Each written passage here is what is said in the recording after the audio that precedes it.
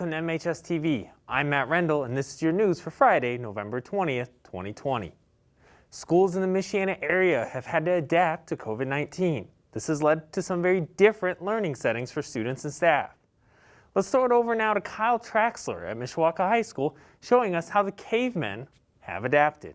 Schools in the Mishawaka area have had to adapt to the COVID-19 protocols. The school we are focusing on today is none other than Mishawaka High School. Mishawaka High School is one of many schools who is participating in hybrid learning. Mondays and Tuesdays, students A through L are in school, while the other groups are online. Then Thursdays and Fridays, M through Zs are in school, while the others are also online. Every Wednesday it alternates between groups, one per week. People's comfort level with the safety of themselves as individuals, parents, as their sons and daughters, and it's a whole picture. The students and staff had to change their normal routines that they usually do during school. All students and staff are required to wear a mask, and most hallways are one-way hallways. Time between classes have been increased to 15 minutes from the normal 5 minutes. I don't think we could ask any more of our teachers, and the fact that our students have to adapt to this type of environment, whether they're virtual or whether they're here 50-50 hybrid, I think everyone's doing an outstanding job with what's in front of us.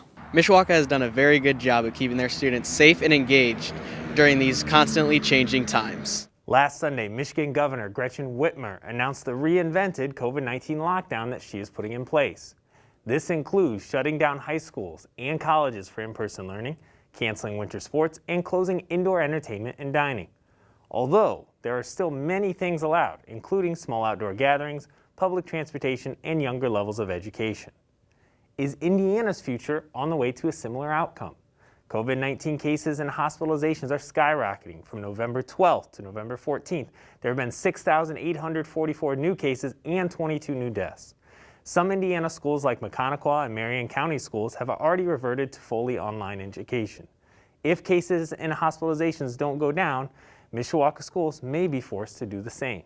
The MHS plan for second semester was approved at the school board meeting last week. All freshmen and sophomores will be in person Monday and Tuesday, and then virtual the rest of the week. For juniors and seniors, you will be virtual Monday and Tuesday, and then in person the rest of the week. Live virtual learning 5 days a week will only be an option as long as students have passed 5 or more classes and have 80% or better attendance in term 3. Those who don't live up to these expectations will be required to be in person. This plan starts on January 4th. Tonight, MHS will be putting on their play, Leaving Iowa. The show will be today, tomorrow, and Sunday with a double cast. It will be at 7 o'clock tonight, 2 and 7 o'clock tomorrow, and then again 2 o'clock on Sunday for their final performance. For those who aren't able to see the show in person, it will be live streamed here on the Mishawaka Network on both Friday and Sunday. As Leaving Iowa takes to the main stage, a new edition of the stage is going to be running soon. The school recently approved upgrades to their lighting system.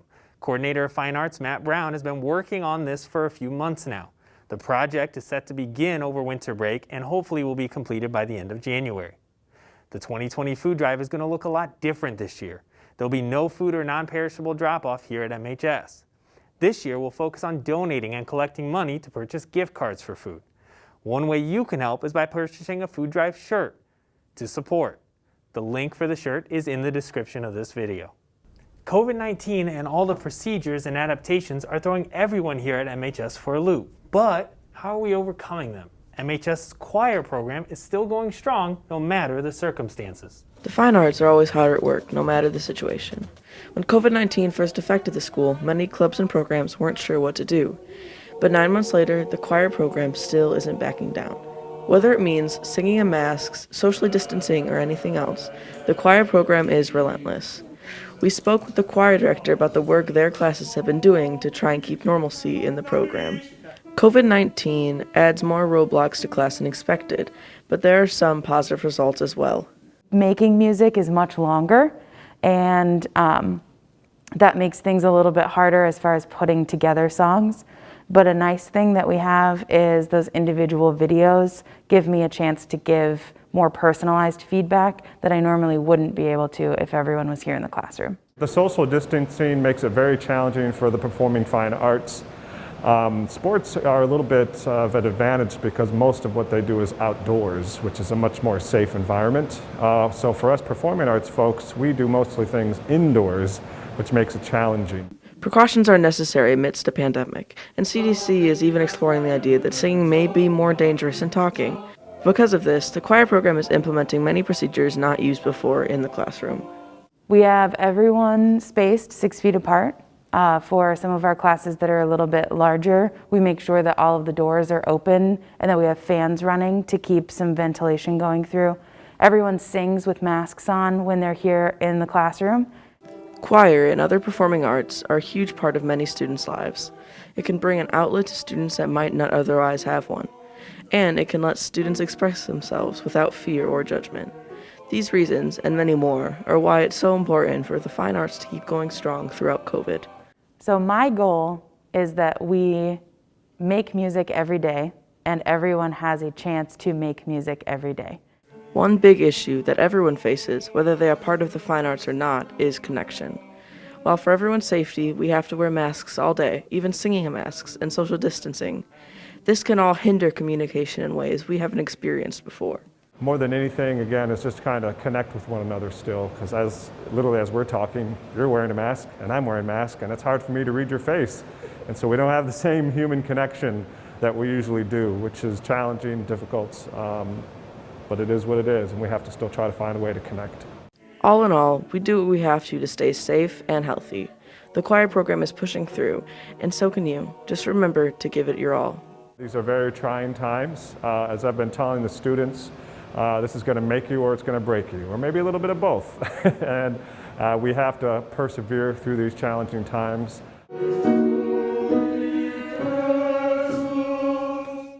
COVID-19 and all the procedures and adaptations are throwing everyone here at MHS for a loop. But how are we overcoming them? MHS's choir program is still going strong no matter the circumstances.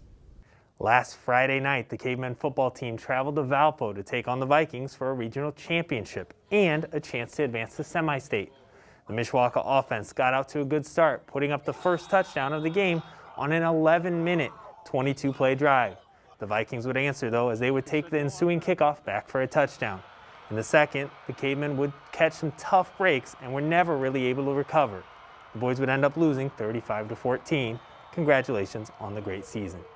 Girls basketball has started, and their first home game against LaVille was canceled on Tuesday, November 17th due to COVID issues related to the LaVille team. The game tomorrow against Elkhart Christian will be varsity only and will start at 6 p.m. in the Cave. You can watch it on MHStv.org. As a reminder, students, yearbooks are able to be purchased right now. They will be $50, but only for a limited time with no decrease in the quality from last year. The title is due to COVID, and we have new staff and a new sponsor working on this year's yearbook. The link to purchase this year's yearbook will be in the description of this video. School City of Mishawaka has won big in the South Bend Tribune Reader's Choice Awards. Recently, School City of Mishawaka received the South Bend Tribune Reader's Choice Award for the best public schools in the region. This is the second year that School City of Mishawaka has received this award. None of this would be possible without the hard work and dedication of School City of Mishawaka administrators, staff, students, and teachers. Thank you for making School City of Mishawaka the region's best public schools.